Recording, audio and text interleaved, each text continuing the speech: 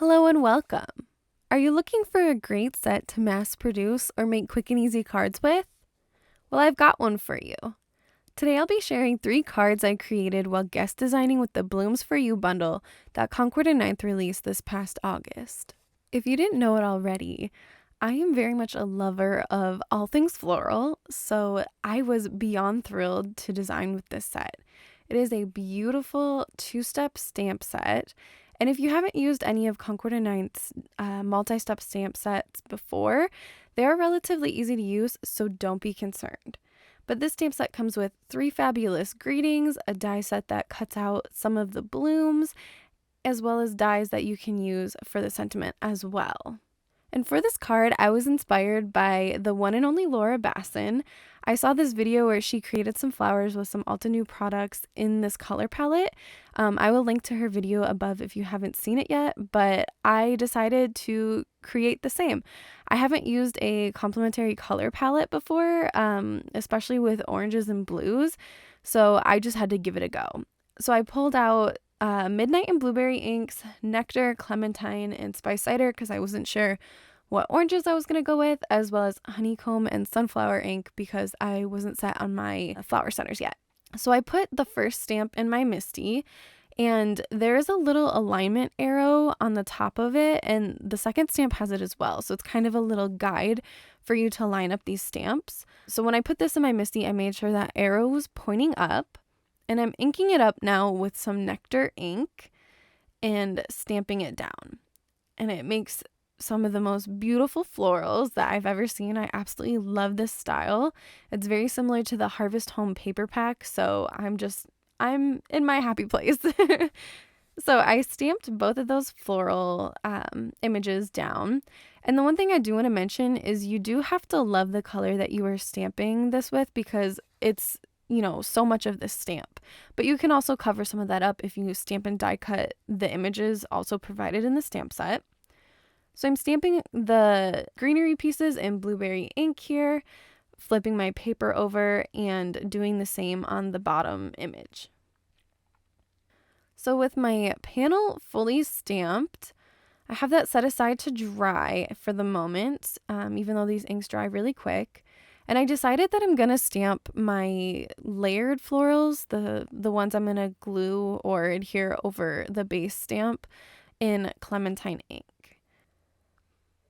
And then I'm just going to do another set of those as well. So I have enough for both the top floral image and the bottom. And now I'm just going to stamp 2 greenery pieces in Midnight.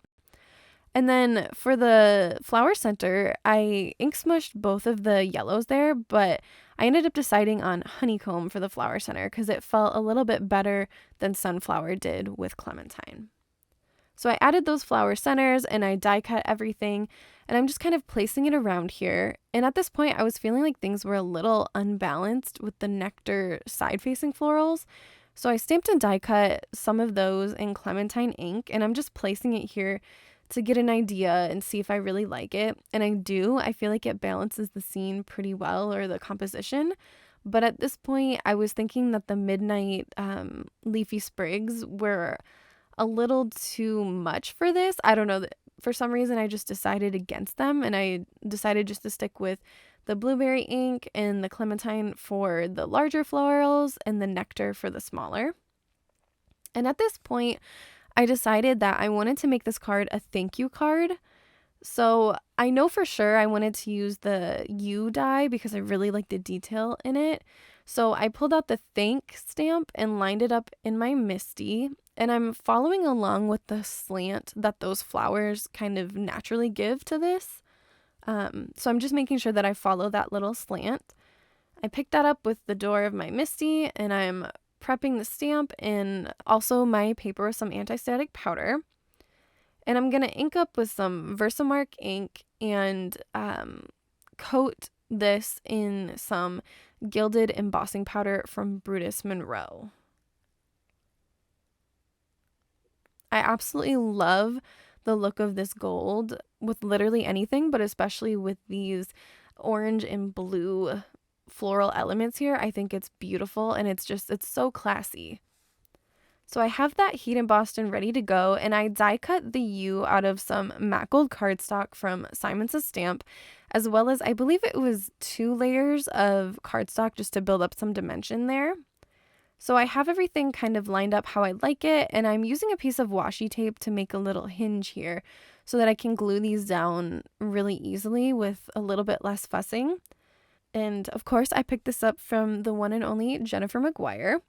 And it's a truly fabulous trick. I don't think I would care to put letter die cuts down ever or to use them unless I knew of this trick. So I popped those florals up on some thin foam squares from Simon's Stamp to add a bit of dimension here. And I'm just going to glue my card panel on a top folding note card from Hero Arts. I absolutely love the look of these complementary colors here. Since blue and orange are across from each other on the color wheel, there's a lot of contrast and it's just so beautiful, especially with that gold. I'm really happy with how this card turned out, and it was super, super quick to put together. All right, and for the second card here, I really wanted to fill up the panel with flowers. That was my whole goal. And so I'm pulling out a color palette that is a tried and true palette that I've used a couple times now. It's dragon fruit, carnation, nectar, honeycomb, sea glass, and juniper. I find these colors look really good together, so without a doubt, I pulled it out for this. So I'm lining that first stamp up in my Misty, and I'm picking it up, and I'm going to stamp with sea glass ink. All of my flower layers are sea glass for this card, so I'm stamping that down. I'm going to flip my paper in my Misty, and I'm going to stamp it again. And then I'm going to line up the second stamp there, making sure that arrow is pointing up. And I'm going to stamp the greenery with juniper ink. And then at this point, I actually considered leaving this card just as a sea glass and juniper, floral beauty because I really, really love how juniper and sea glass look here. I think it's absolutely beautiful. It's, kind of monochromatic, but it's stunning. I really, really loved it. I was super happy with it. But in the end, I wanted all of that beautiful color that I had in that color palette. So I changed my mind. But before doing that, I stamped the flower layer a third time. So here I'm kind of eyeballing the placement that I can get because originally, like I said, I wanted this thing to have all 4 floral images stamped. I was hoping to make this a full panel, but as you'll see, I don't have the right amount of space here. Maybe if I would have moved the top and bottom florals up to the very edge of my cardstock, maybe I could have snuck in a 4th floral, but I could only get 3 impressions here. So I'm lining that stamp up as close as possible to that lower floral image. I'm also trying to make sure that the edges of the stamp there are even along the sides so that the margins look the same across the whole panel. But I'm just sneaking that as close as I can to that bottom image. And once I have it where I like it, I'm going to pick it up with the door of my Misty and stamp with sea glass ink again. And as you see, even though I got it as close as I could, or at least I thought I did, there's still a little bit of a gap, but it doesn't really bother me in this case. So I lined up that second stamp and I'm adding the greenery stems with juniper ink. And at this point, I was trying to see if I could fill that gap in with more flowers. The largest floral image does fit, but I couldn't quite get things how I wanted it to be. I was playing around with the other floral images, but I felt like it wouldn't look as good as it could, I guess, or should. So I wouldn't have that same kind of line as I do between the other 2 floral images. So I kind of was vetoing that. I pulled out other things to see what I could work with for a sentiment, like the high from the Everyday, I believe it's Everyday Sentiments die set. And I also pulled out the Picked Posies stamp set. And I'm just trying to see what I can get to work here. I do love the scripty beautiful here, as well as that big, bold hello. but I kind of felt like these sentiments were a little off for this panel. They're not bad, but I just feel like it wasn't what I was looking for. But that hello, that almost got me. I think it's gorgeous and it would look so good with these florals. But in the end, I did go back to the Blooms For You stamp set and I decided on the Celebrate sentiment. And part of the reason that I did decide on this was because it has that angle that will follow the floral, like the top floral element really, really well. So I went with that, but I was still kind of thinking about a sub-sentiment in the back of my mind. So I had that lined up how I liked it, and I was pretty happy with it. I was also thinking, oh, maybe I can use some of the floral images just to kind of fill in the gaps a little bit. But as you'll see, I didn't end up doing that. But here I was thinking about the Celebration Squad sentiment stamp set. But I picked up the Celebrate on the door of my Misty, and I'm stamping it with Concord and 9th black ink. And this is honestly my favorite black ink that I've been using. I've been using it consistently since their color release came out. So now I'm lining up the other floral images in my Misty to stamp them, and I end up stamping them in Dragon Fruit and Carnation ink and stamping the flower centers using honeycomb ink. I love the way that honeycomb looks with these colors or with these florals, and honestly I think it's one of my favorite inks to use for flower centers because it's just the right yellow. It's not too vibrant and it's not too dull. So with that done, I got to die cutting, and one thing I do want to say is if you are going to mass produce this by adding these flowers the way that I am here, you might want to consider getting a second die set to make things a little bit quicker. But here I'm just kind of adding things, and I feel like this composition with these pinks, it feels a little bit unbalanced. So I ended up stamping the smallest flower in honeycomb ink and die cutting them. And then I chose the For My Beautiful Friends sentiment from the Celebration Squad stamp set, and I'm kind of placing it at an angle just below the Celebrate. But before doing so, I popped in a piece of acetate that I had, a scrap piece, and this is going to allow me to test drive this stamp without committing to it fully. But before doing so, I am masking off the 4 with a piece of mint tape. This will just allow me to kind of customize the sentiment a little bit because I don't want the 4 there. It doesn't make sense with Celebrate. So I just have that in place, and then I'm going to stamp the sentiment with that tape still in place, and then I'm going to pull it off and stamp it down. And I love how this looks. I love that fine little scripty beautiful there, and I think this works. I'm really happy with how this looks. So I repeated the process without the acetate there and stamped my sub-sentiment down. And at this point, what I'm doing is I'm building a bit of dimension here. So I'm gluing the little yellow flowers down because I'm kind of making a 3-tiered dimensional composition. So the yellow florals are, in my case, I'm making them the furthest back. So those are glued down. The dragon fruit florals are the next step up. So those I have popped up on thin foam squares. And then the carnation flowers are the closest to me, or that's how I'm imagining things. So I'm popping them up on some thick foam squares. So it's a nice 3-tier dimensional progression, I guess. But I really like how it feels. I like the difference, the different levels with everything. I think it makes things really fun. But at this point, I thought a little bit of shine was needed here. Things felt a little bit flat. So I pulled out some dewdrops, and I swear this is the quickest I have ever embellished a card.